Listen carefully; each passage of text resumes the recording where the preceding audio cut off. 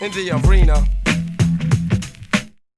Hey, this is Alejandro, Director of Boxing here at Landmark. I'm here today to show you the newer way to do a hand wrap tutorial from our old video. We had to update it. First thing I want to talk about before we really get you learning about wrapping it is making sure you have the right hand wrap. The best way to do this is to make sure you get a classic Mexican hand wrap, which is 180 inches.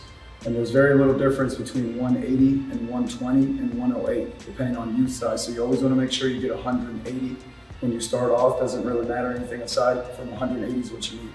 All right, so the second thing we're going to do is we're always going to unroll it.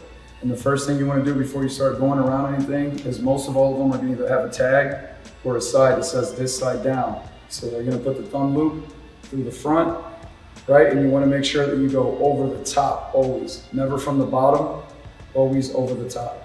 Right, so you're going to go over the top. Now here's where, depending on your wrist size, you're going to vary between 3 and 6 rotations on that first wrist. Depending on your wrist size, I'm going to go ahead and do 4.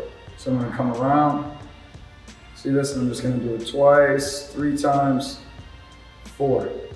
Once we do 4 here, you got done first of the 3 steps. You got your wrist done. Now we got to lock in your thumb before you can move over to the knuckle pad. All right, so now I'm going to come underneath and over the thumb, under the thumb, and then back over the wrist.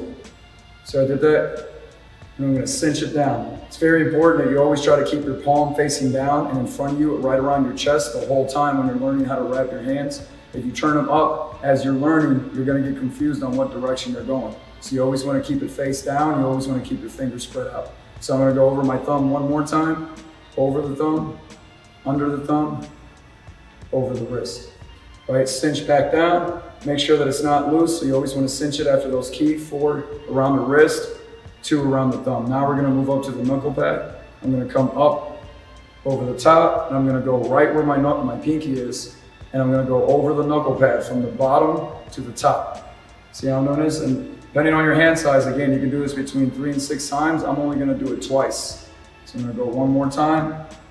And when I come back for the second half, 2.5 times, I'm going to come underneath again, and I'm going to come over the back to the wrist. This is where you're going to have a common theme here. You're always going to start making an X, always on the top of the hand, never on the bottom. Right? So you always want to go back to that wrist bone. I'm going to go underneath the wrist. I'm going to go over the pinky and the ring finger. That's going to be the first finger you cinch. So from here, I'm going to cinch down. Always go to the index, over the top. There's my first X. Come back from the bottom, underneath the wrist, come back over the top. There's my second X. Now I'm cinching the ring finger and the middle finger. Again, go towards the index, underneath, over the top, make the first X, come back for the last one, and now you're out of fingers. So here you're pretty much all the way done, guys. Once you have all 4 fingers cinched, you're gonna go underneath, towards the pinky, and you're gonna wrap those knuckle pads one more time. Right, make sure your hands and your fingers are as wide as they can throughout the whole process so your fingers will fall asleep. See how I'm pushing my fingers out wide apart? Based on how much you have left, I'm gonna cinch it probably about 3 more times around the knuckle pad here. See, I have about 1.5 feet, maybe 2 feet. So I'm gonna come around one more time, twice, and then the last time I'm always gonna come back over the top. That's a common theme. I'm never going back to my wrist on the bottom. It's always having to come up over the top. And you'll see why here at the end. So now that I'm back at my wrist, I finish off by just wrapping off at the wrist. Here, if you have a fitness watch, is where you can slip the fitness watch back underneath the wrist pad there, so it still gets your calculations down. When you're done, you always want to make sure you turn your hand over and you cinch this knuckle pad by pushing this up, and you see how this palm's always exposed? That's what you always want. That lets you know that you secured the wrist, the thumb, and the knuckle pad the right way in the right order.